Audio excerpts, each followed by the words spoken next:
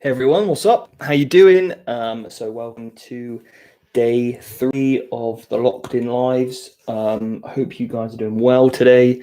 Hope you've had a good one. To be honest, this is probably I've really struggled today actually with kind of motivation to get stuff done. Haven't really been that productive as normal today. So I think Jack recorded a really good podcast actually. It's all about how to become, basically a top player with a certain faction, and making every single faction competitive. So that was what the podcast was on. The title is going to be Practice Makes Permanent, not Practice Makes Perfect, because there's no such thing as perfect, but there is such thing as permanent. So we are basically talking about that. So guys, if you're watching, say hi, tell me where you're from, and tell me how your day's been. I'm very interested to know. And then I think this afternoon after our live, I'm gonna just do some hobby. I want to chill, literally turn my phone off, turn off all notifications, stop watching the news and no Facebook, and just put all that to one side, get my airbrush loaded up. And I haven't had to use this in ages, and I love this airbrush. And I was really fortunate to be shown how to use it by a good friend of mine, Andy Wardle, and it's his Cult of Paint Infinity airbrush. So yeah, going to get this. Oh, I need to hang on a minute. What's going on here? It's not. Need to give it a clean, I think. Bit of a rub down, Oh, hang on a minute. Oh no, we're back in action. We're good. We just need to untighten this thing. So yeah, let me know how you guys are doing. Yeah, another quarantine day for most people. But guys, just stay inside. Like, it's the best thing you can do at the moment. Really, really is the best thing you can do is just stay indoors. So yeah, not sure what's going on with this at the moment. Need to have a little look at this in a bit more detail. But yeah, basically going to be chilling and getting some hobby on, because I didn't do any last night, unfortunately. Absolutely none. So I'm still in the same state as I was yesterday when I saw you 24 hours ago, but I am going to chill, do some hobby tonight. I think it's quite, I really like doing the hobby side of things because it kind of gives me a chance to relax, and it's very sort of therapeutic. So I've noticed like today I've been quite anxious. Like, my heart rate's been a little bit higher. Haven't really been able to focus on a particular task. Yeah, so gonna chill, I think, tonight. But had a really, in fairness, I had a good productive day in regards to organizing the team Vanguard Tactics and the mentorship program that I run. So all of the content that goes into that group, there we go, I'm back. I fixed it, don't you guys worry.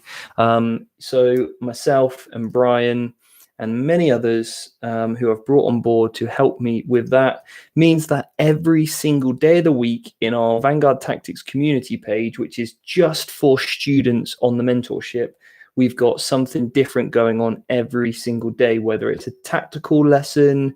Today's, for example, pick your secondaries, where we, go over different formats and stuff. Maybe I'll play that game with you guys one day. And maybe I'll post it on here. That could be quite interesting for you to get a bit of a taste of what that's like. We've got list of the week where we review that list. We go over things to watch out for. We're going to have a training night one evening. We've got obviously Quiz the Coach, where I go in detail and review all of their lists.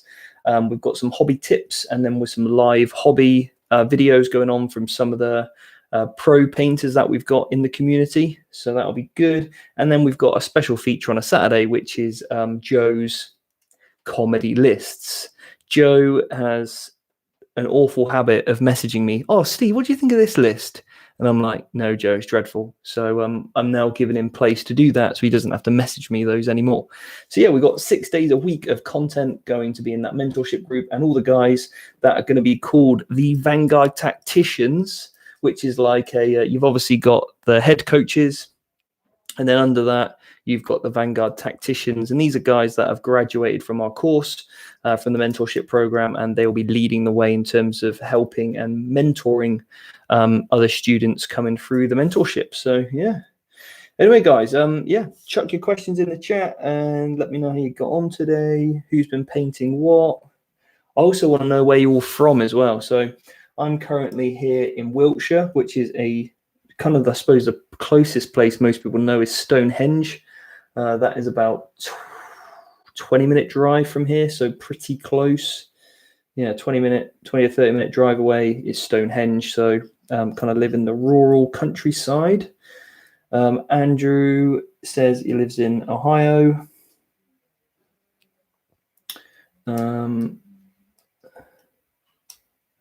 What do you think about new Gaz rules only allowed to lose 4 wounds per phase? Strong, really, really strong. Yeah, some armies are going to really struggle to take him down, especially armies that can only fight in one phase of the game. Like my Blood Angel's going to take me ages to get rid of him. Well, 2 turns probably, because my combat phase, his combat phase, my combat phase, his combat phase. So that's if I've got anything left. Yeah, it's going to be tough.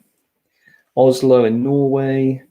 Zeka said, what are your thoughts on Gazgul? Yeah, everyone wants to know. It's good, really, really good. I think all. What? Oh, am I back? I think you guys lost me for a second there. Please let me know if I'm back. Someone's in Reading, which isn't too far away. I've played Thousand Suns. I've got any tips to beat my brothers? Well, I play Thousand Suns. Have you got any tips on beating my brother's Ultramarine lists? Yes. Last night on our podcast, which will be out tomorrow, called the Competitive 40K Podcast, we have three sections of the show. We have 40K in focus, which is our main channel focus or main focus of the show. Then what we have is Better the Meta, where I pick a list and we review it. And I tell you how to beat it. We have a round table on how to beat it. And we went over how to beat my Ultramarines list, as I think my Ultramarines list is probably one of the strongest ones there is that I've seen. So, yeah, we've reviewed that.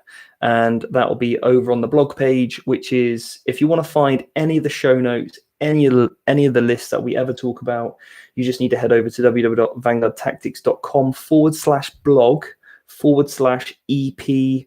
So episode, like EP, and then the episode number. So this will be episode 10. So if you type in that tomorrow when it's out, it's going to be there to go. Jacob lives in Florida.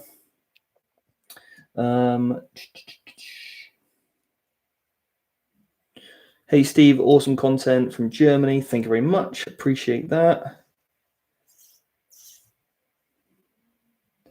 JP Wargaming, just been getting my YouTube channel back up and going, focusing on salamanders from Sheffield. How you doing? Someone's from Sweden, Washington. God, I've got friends all over the world. This is amazing. Yeah.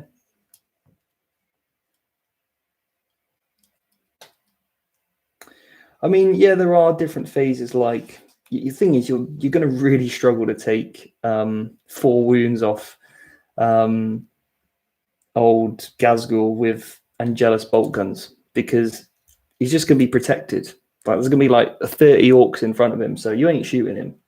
And you're probably not even charging him either, because he's going to have 30 to 120 boys in front of him, and he'll heroically intervene into you. That's how that's going to go. Yeah. What else have we got here?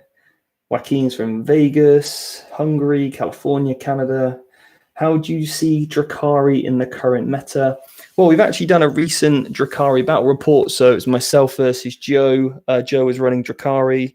They're okay, actually. They're not too bad. They're all right. I know that's true. He is over 10 wounds. You could shoot him, but when your Angelus bolt guns have only got range 12, you just screw, like you could literally force somebody. If I was playing orcs, I'd just put that many boys in front of him that I'm not even going to be able to get the range, because you only need 11 inches between your front orc and Gazgul, and your Angelus bolt guns ain't going to reach it, because you have to stay an inch away from the front line of those orcs. So, yeah. Someone's asked, or Andrew said, why are you focused on sisters now? Think the Repentia is better melee option than a Smash Captain? I don't even like Smash Captains. I really don't like them. I don't run a Smash Captain anymore in my Blood Angels list. I think they are, if you're running pure Blood Angels and you're running a Smash Captain, they're a complete waste of 140 points, in my opinion. I think there's much better things to spend your points on. And I'm going to do a video. In fact, that's what I need to do. I meant to do a video, and I'm going to write that down now. Why a Smash Captain is hamstringing yourself. Now, that is only for pure Blood Angels mind. Okay. The reason why I'm getting into sisters is I just want some variety, really. And I want to make sure that, Vanguard Tactics, for me, really, I'm like the ambassador for what I'm teaching. So I need to be able to go to different events with different armies, practice what I preach. And the thing is, like on the mentorship program, I'm constantly teaching transferable skills. So what you learn in module 1 will help you no matter what army you play. What you learn in module 2 will help you with no matter what army you play, so on and so forth. So even at the moment, we're on to module 6, which is really focusing on faction specifics, I give you not only the information on how to actually run that list, but I also give you the option and the tactics on how to beat it. So if you're running it, great, you've got some ideas. If you're against it, then you know how to beat it. So yeah, that's exactly what it is. So I want to be able to go to an event and go, right, cool, I'm taking Ultramarines and I get so many test games in with them, so I get razor sharp. Cool, I can go and potentially win that event. I want to be able to do the same with sisters. I want to be able to do the same with orcs. So, and it just means that on the channel, I've got good variety for battle reports for armies. So I like to have a little sort of project quarterly. Last quarter was obviously the Blood Angels, and I'm still going to stick with them competitively because it's going to take me a while to get the sisters ready. But yeah, hopefully that makes sense. And then I'm going to start AOS, and I'm going to vlog myself going to an AOS tournament I'll get a couple of practice games in. I'll vlog how I get on at an AOS event. But I'm basically going to be starting High Elves as soon as they come out. So I'm literally just waiting for that release now, and then I can make a start on that and then start hitting up some GTs for AOS and to see again if the skills I'm teaching for 40k are transferable to AOS. Because if it is, great. I can just do like some little sub modules. So that's the plan. How's trying to get the girlfriend into 40k going? Not great. Yeah. Although Amy doesn't mind me playing 40k, she doesn't really have an interest in playing, but we'll see if I can get her on one day. That's the goal. That'll be funny. Anyway, favorite sisters character. I don't really have any like favorites. I mean, I like Celestine. She's obviously a beast. I mean, she's like a flying blood angel, really. So yeah. Thoughts on maxed out Inceptors with bolters for white scars? No. Ultramarines, yes. White scars, not so much. Because they're assault, you want to be in tactical doctrine, and yeah, that's where you want to be. -2 bolters, yeah, works well with all the rerolls, Seal of Oath, reroll hits, reroll wounds on a target. It's decent. Do you prefer to paint faces pre or post assembly? Struggling to paint Necron Overlord once it's fully assembled. To be honest, I just stick the models together, like literally stick them all together, then I paint them. I do it like that. I can't be faffing with sub assemblies. It's not me. I'm a speed painter. I just like to get it done. I can paint to an okay standard. I mean, I'm no Andy Wardle, but obviously I just get it done, get it on the tabletop, so it's looking good. But I'm really happy with how the Ultramarines came out, and I painted that army in 24 hours, from literally being primed to finished, 24 hours. Yeah.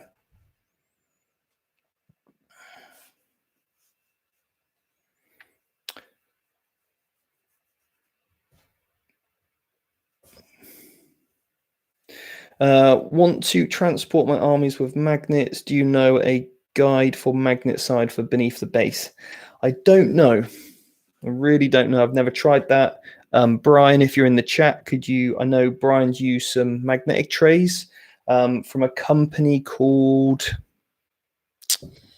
I can't remember the name now, but they make these really cool tiered systems for bags, and I actually really want to get one, but I can't remember.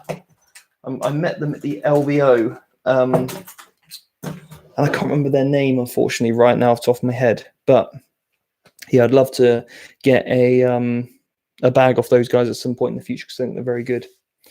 AOS is quite different. It is, but I think the principles of game theory is the same. So things like target priority, threat ranges, understanding unit profiles, all that stuff. Yeah, hopefully I can grasp very, very quickly. But we'll see. I could be wrong, and I could get absolutely smashed and lose every game. So we'll see. But it'll be a good test anyway of, game theory.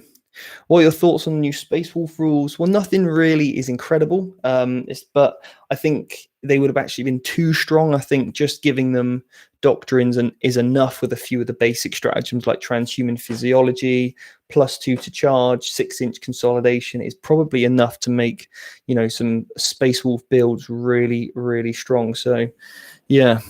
Justin said he's struggling to get his girlfriend into it. I got her to agree to play a kill team game though. Yeah, myself and Amy have played Shadespire before. I'm not really massive onto Shadespire. I just picked it up as something a bit different while we were constantly in an Iron Hands meta, and it was a nice little change. And yeah, she had a game, didn't mind it, but would need a little bit more. What your guesses on previews from Games Workshop on Saturday? I have no idea. I literally have no idea, and I don't want to guess. Yeah, I don't like guessing too much because then if it doesn't come out, I'll be disappointed. Questions about your Incursor units. Would it be worth taking a Phobos HQ with your Lord of the Sea trait to move around pre-game, or does the deploy then deploy with no sea change it too much? I wouldn't bother. It's a waste of points. It really is. It starts to put a lot of points into something that is a gimmick. And I always teach all the time, like, go for things that are going to give you constant, like, you want results in the game that are repeatable, not little gimmicks. So on the odd occasion you want to redeploy, yeah, you've paid like 100 points for that privilege that's going to come up maybe 1 in every 5 times. Is it going to change the result of the game? Probably not. So that's a waste of 100 points you could put elsewhere. Yeah. And if you have that mindset with everything in your list, you will write better and more competitive lists. Oh, Zeka said it's called Battle Foam. So yeah, that's it, Battle Foam. I thought it might have been. Yeah, I love their product. I saw Brian's, really, really want one. So yeah. And obviously this is not some sort of like sponsored thing. Yeah, very good product. Yeah. Although I would happily be sponsored by Battle Foam. Just, that'd be great. Just saying, competitively, what do you usually see more at tournaments to fight against, melee, gunline, or a bit of mix? Gunlines are pretty, very common, I would say, compared to melee options. But I think we'll start to see a change as the ITC starts to evolve. I think people are becoming more excited about combat now. And we've just had such a big sort of gunline Iron Hands meta. I think we'll start to see a bit of a mix up because people don't like it staying stagnant for a long time. They'll mix it up a bit. With people like, there's some top players here in the UK already picking up sisters, going that sort of direction. So yeah, we'll start to see that. I start to make some changes with Blood Angels, getting lots of people excited about what they can do. Recently, my interview with Art of War came out on Monday, so check that out, where I go in detail about Blood Angels, how I play them, what I do in terms of the stratagems I use and all that good stuff. So yeah, check that out. With things like my Wolfen list, that'll be rocking the table soon by Vanguard Tactics players. That will certainly shake things up a bit as well. So yeah, loads of good stuff.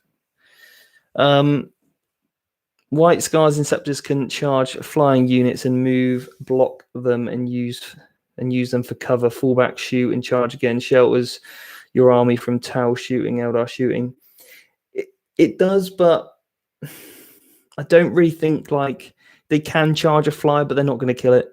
If they had power fists, I'd be like, yeah, great, but they're a real kind of shooting based unit rather than something that does much in combat, to be honest. So, and you've got to be able to make your charge as well, especially if you're coming in from deep strike or something. It's a bit of a stretch, so I don't know. Yeah, plan for all phases of the game. Absolutely, it's not. I do like armies that do that. Yeah, I can't stand just gun lines. It's not me. Maybe with the exception of Tau, but I think they're certainly not a like plug-in and play army. You need to know the movement phase extremely well. And after listening to Jack last night talk about Tau, it was really interesting, some of the stuff he was saying. So yeah, look forward to that Blood Angel, that one tomorrow, that podcast. How you doing, Evan from the Evan, sorry, from the USA? How you doing? What do you reckon DG need to make PA to make them competitive? DG, what's DG? What do you reckon DG need in PA to make them competitive? Death Guard, is that Death Guard? I'm not sure. I don't really know. They're in a real bad place. So if it is Death Guard, I don't know. Yeah. Stephen has said 30 Wolfen plus 29 Repentia, great glory. Yeah. I don't know if that fits though. You might be able to run it, but you'd have no CPs and you would lose exploding sixes on the Repentia. It probably fits, but you wouldn't be able to fit in like a battalion or anything, I don't think, with having all the right supporting characters that you need for the 30 Wolfen. And you probably wouldn't gain enough miracle dice for the Repentia to do their thing either. Yeah. How many armies do I own? So I have a Harlequin army. It's not fully painted though. So I kind of mix it with my Eldar. So I've got Eldar, Harlequins. I've got Orcs that are on sprue still. I've got Genestealer Cult that are on sprue still.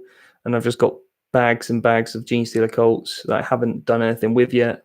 A lot of it's assembled, actually, it's not painted. I've then got Grey Knights, like a Marine army that could be anything. Ultramarines, that's fully painted. So the Marines are fully painted. Ultramarines are fully painted. Blood Angels are fully painted. Chaos, which is about 1,500 points. I need to paint my Knight, which, again, is in a box at the moment. So yeah, I got a fair few. But yeah.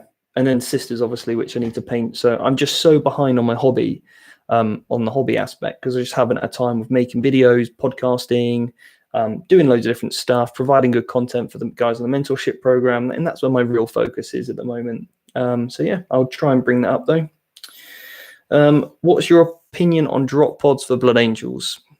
It's a waste of points. You got a jump pack, put it on. There's no need for a drop pod. And there's nothing I'd want to put in a drop pod that can't already take a jump pack anyway. So yeah. Got my first game with the new Wolves today. Almost got tabled by. Why are you not in lockdown? Everyone needs to be in lockdown. Stay home. It's coronavirus. Stay home. No playing. As much as I want people to, stay home. Protect yourself. Honestly, it's scary out there.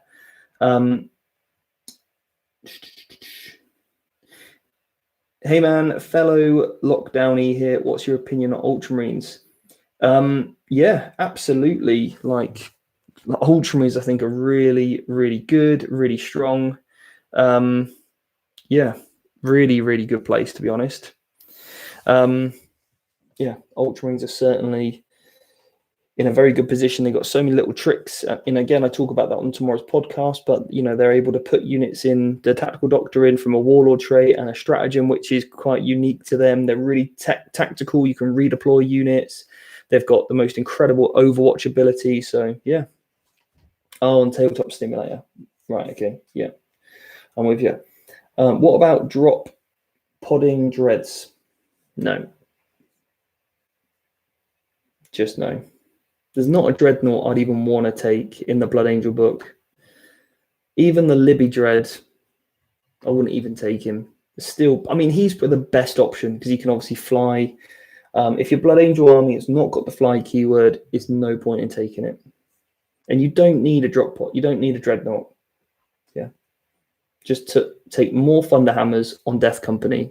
They do everything for you. So, a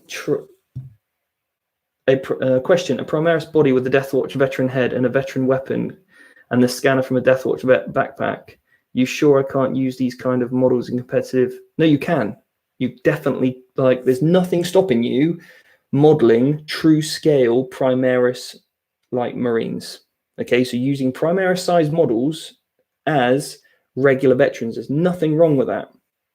But you need to make sure that you then don't have Primaris. So you can't take 3 units of vets Primaris size and then also have 3 units of Primaris infantry on the table with Stalker bolt rifles, because it'd be too confusing. Okay, so make sure that you just run vets. It's really clean and simple, and then you just need to ask to make sure you get the permission from your TO before you go to the event, but it should be fine. Jacob said they haven't did that to us here in Florida, or do I have my hall pass paper since I'm a USP driver? Yeah, I think everyone should just, like, even if you haven't been told to be in lockdown, just stay home. Self-isolate yourself. It's the best thing you can do. All right? It really is. You don't want to be worrying and panicking that, about it. It's the best thing you can do. How would you adjust Necron monoliths to make them viable? I actually don't have a clue what a monolith does.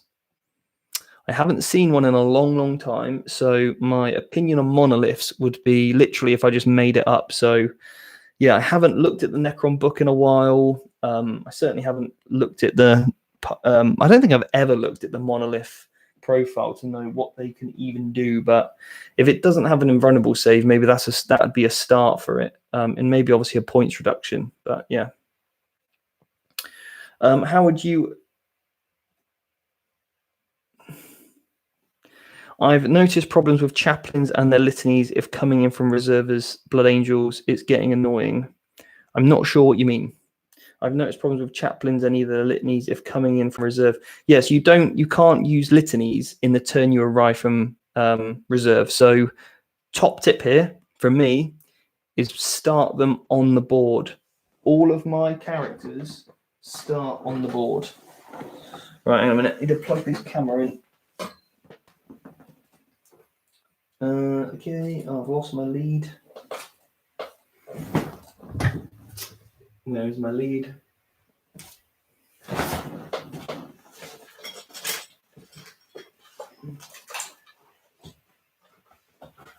Here we go.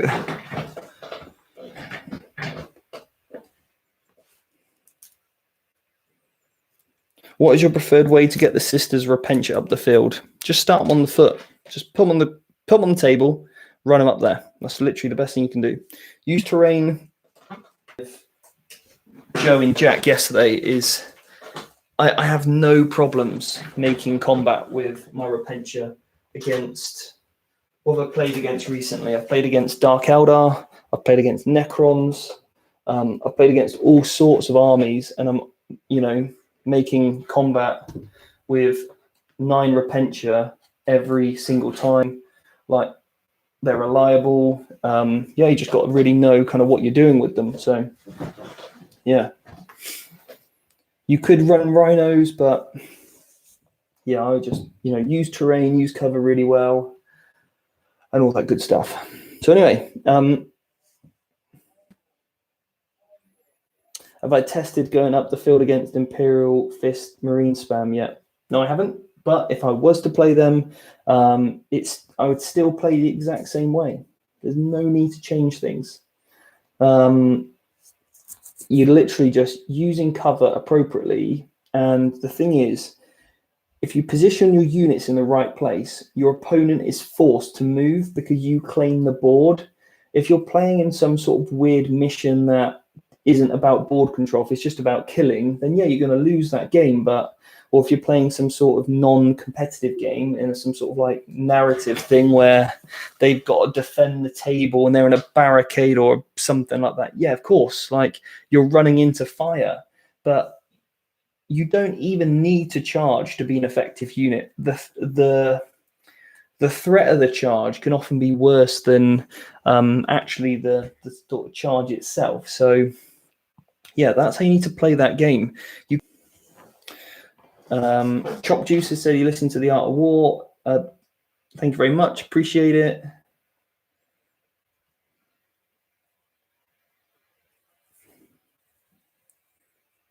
What are your things to watch out for when running a possessed spawn with? Because what they can then do is basically pin down your plague bearers so that your possessed can't really move forward. So that's going to be a problem for you. So yeah, you need to have some other units like that can also push up to make sure that then your possessed can't be shot. That's your biggest problem, really, I think. But the possessed bomb is very good list. You also need first turn, and you need to use terrain well. But yeah, the best thing about the monolith is the deep strike option isn't described as teleporting in; it just falls out of space. Really fun idea. Thomas has said, what are your thoughts on no Overwatch relic and rules? I think it isn't good for the game. I'll say I'm a little biased as a Tau player. I mean, I'm a Blood Angel player, and I don't even take them. Again, they're a gimmick. Yeah, like, I don't want to spend a CP on a relic that sometimes is useful. So, yeah. But is it good? Is it bad for the game? I don't necessarily think so. It's just part of the game. You could say that about any single element of the game. You could say, like, is Agents Vect bad for the game? It is just, it's not breaking the game in any way. Like, games aren't being won or lost because, you know, you couldn't Overwatch them. Yeah. So with chaplains, Lamarte start him on the field and charge him in after the Denver company. Yep. I don't, in when I play with my characters, the Blood Angels, they don't actually make combat that often. Okay. I'm not using my characters to kill stuff. I'm using my characters to buff the units that I want to kill stuff. That's how I play Blood Angels. Jeff, how you doing, mate? Good to hear from you. Are you going to the WTC this year?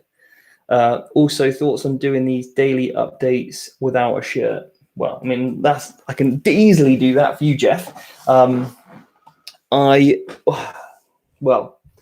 I'm not sure what's going on with the WTC at the moment, obviously with coronavirus going on, but if it's going ahead, then I'll most likely be there in some sort of capacity, whether I don't think I made the England team, so I don't think I'll be playing for them. And I did get asked to play for a couple of other teams, but I haven't took them up on their offer. But I'll probably be there to commentate or something. Yeah, see what I can do. Thoughts on taking down Gaz? I probably wouldn't even try. If I'm up against Gazgul, I'm leaving him alone. He can just stay over there. He can move his 6 inches a turn and be happy with it, you know? Just going to stay well away. Can demons be summoned in turn 1? I'm not sure. I don't know that. I don't know the answer to that, actually. Yeah, I don't know that answer. Maybe? But I'm not sure. I'd have to, again, I haven't looked at the Demon Codex in a while. I've been so focused on Imperium side of things for the mentorship, but then when I come onto Chaos, then I'll be a lot more wiser on that one. Would it be worth taking Blood Angels with some Admech Rangers or Law Guard? No, don't do it. Just stay pure Blood Angels. Just take Scouts if you want some troops. I'm actually thinking about getting rid of all my Scouts anyway. Just running 1 battalion rather than 2. Adam said, I've been using my time to study Blood Angel HQs. Do you think the Libby Dread is better than Mephiston? I don't really rate either, to be honest. I just think they're a bit of a waste of points. They're both okay, but They don't really fit in my list very well. But if I was to add in any, I'd probably just run a normal jump pack librarian. Probably it's probably what I'd run. Keep him cheap as chips. Yeah, nothing too crazy. Again, you're not using Blood Angel. I think if you're running Blood Angels, guys, get it out of your head that you're trying to kill stuff with your characters. If your characters are in combat, you've either already won the game or you're fighting to not lose the game. But they're not the ones that are deciding the factor, okay? So why Blood Angels? I just love them. Do you know what I mean? They just look so cool. Yeah. Yes, they can. Reese, as a playtester, said it almost 2 years ago. Cool. If Reese says that, that's again. I like to be honest. Like, I'm not just gonna tell you rubbish. Like, oh yeah, you can, to make me sound like I'm some sort of Warhammer guru that I know every rule. I don't. Like, there's a reason why I've got a bookshelf over there and I read them regularly, is to refer back to. You know. Yeah.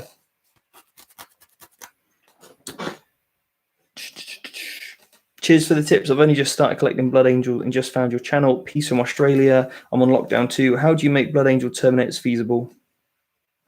You don't. You really don't. They're just...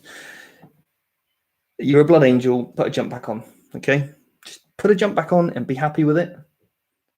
Stop trying to put these other fancy things in. Just put a jump pack on. You don't see Dante running around in a Terminator armor, you know, sanguineous. He's not a Terminator, is he? He's got a jump pack on. Wings. It's what you need, you know? But yeah, that's my thoughts. Favorite chapter lore-wise, that's not Blood Angels.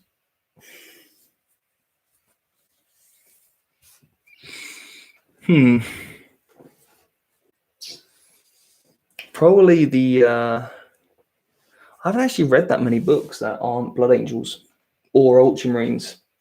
I read some of the Eldar books as well, like Suramun and James-R. They were quite good books. I quite enjoyed them. Yeah, but yeah, maybe Ultramarines. I do like them. I think they're pretty cool. Just like they're like the and Deathwatch, obviously. Yeah, but they're not really like a chapter, are they? Like a core chapter. But yeah, if I can, I'll go Deathwatch. I think I've read some of their books. I think they're good. Do you think Blood Angels will get a new troop choice like the Space Wolves Blood Claws? I don't think so. Nope. What's your opinion on some sort of dude, Venerable Dreadnought? If you know he's 5++4 shrug, 2 save strength. Yeah, I mean, he's okay. I think he's that Salamander Dreadnought, isn't he, from Forge World? But he may even get Legend. I don't know. Do they even still make that model anymore? Not sure. I don't tend to look at many Forge World units, to be honest. I typically stay to just what Games Workshop at the current time being write the rules for.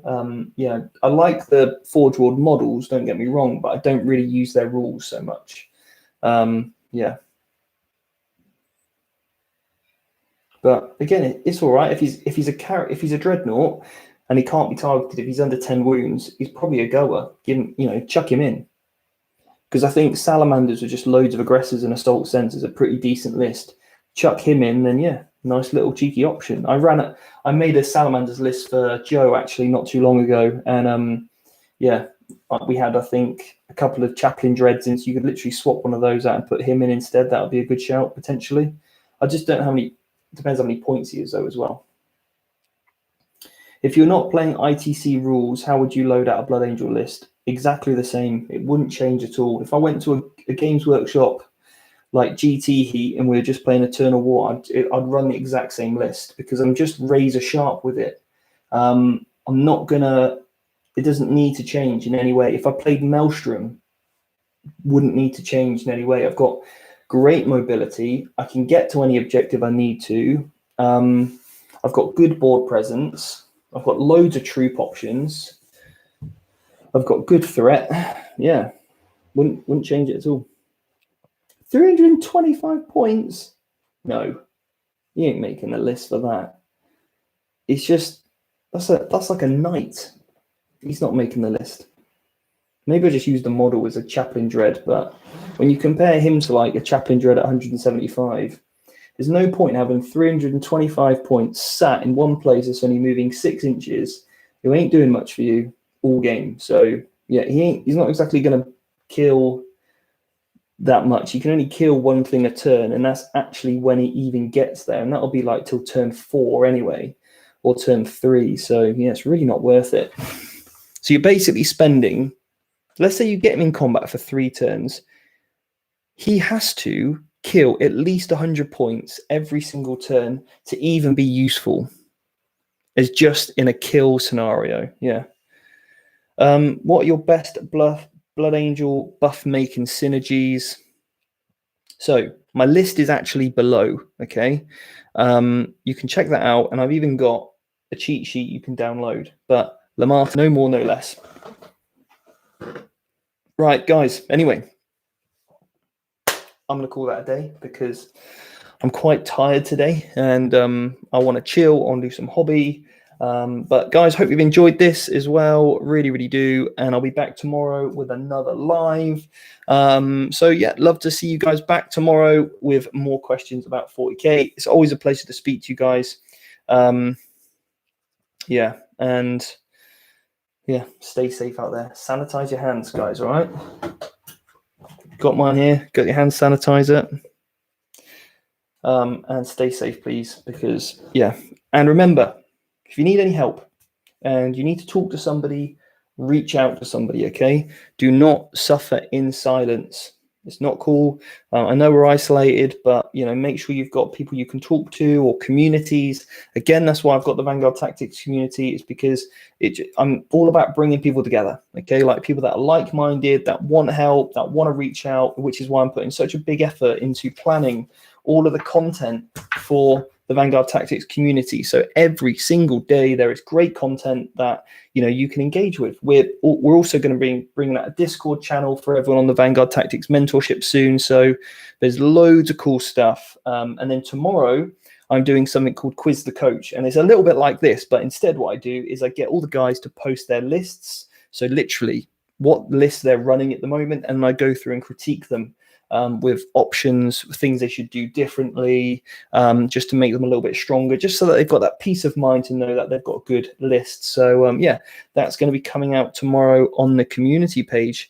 And guys, if you want to join the mentorship program, there's a link below. Get a 14-day free trial. I'd love it if you signed up. You only pay if you stay on past that 14 days, that you put your details in. And yeah, hopefully you love it and you don't want to leave. That's the goal. We've got really, really good retention rates on the course. The modules are fantastic. At week 3, you get the advanced tactics module, which I'm going to make one of those videos available on YouTube for free so you can see what it's like. But yeah, haven't got around to doing that yet. It's just so many things to do.